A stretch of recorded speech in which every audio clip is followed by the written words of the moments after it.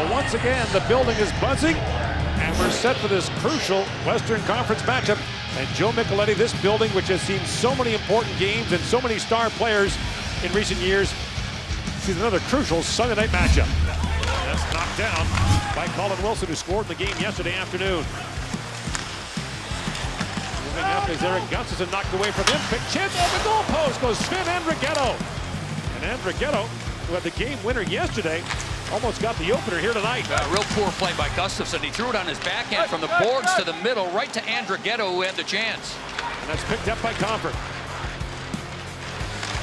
JT Compher winds across the line for McKinnon. In, shoots, pad save, rebound. Oh, and a stop by Crawford. Takes it away from Compher on the rebound and keeps the game scoreless.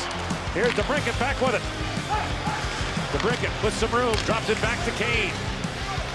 Feeds it back. Murphy, a long shot, tipped in front, and a great pad save by Grubauer, who shoots out the left leg. Wow, has he made deflection saves in this first period?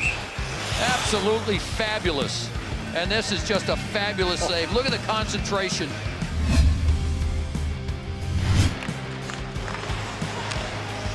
Perry gains center ice, had his stick knocked away by Taves, and that will be a penalty on Jonathan Taves.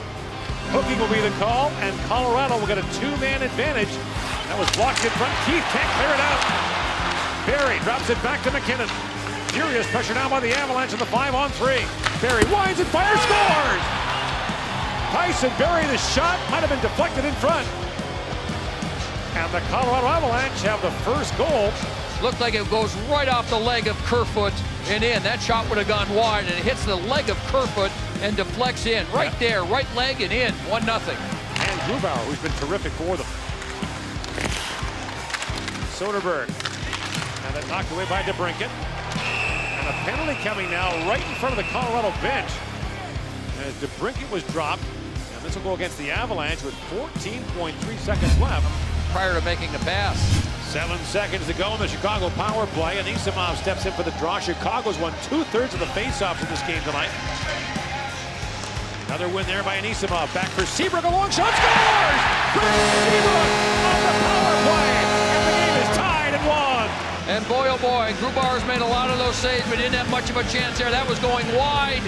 What a deflection to the short side. Rebound knocked away by Girard. Back at the point is Forsling. To Murphy again. In, fires, and deflects wide. Grubauer couldn't contain it. Here's Kane, a centering pass. Shot out by Taves, and the save made by Grubauer. Patrick Kane has it. He gets over, finds Jonathan Taves, and that left pad save was a beauty. Here it comes again. Look at him scramble, and then the save. Gustafson and Keith on the back end. Face off, won by Taves.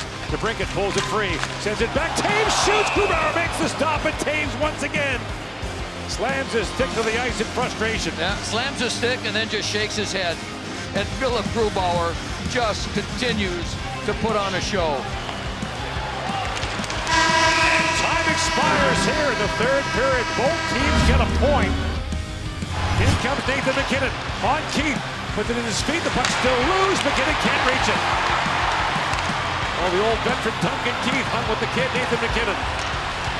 And now Keith back the other way with DeBrincat. Keith works in. Forfeited shoots. Duncan Keith, the overtime winner.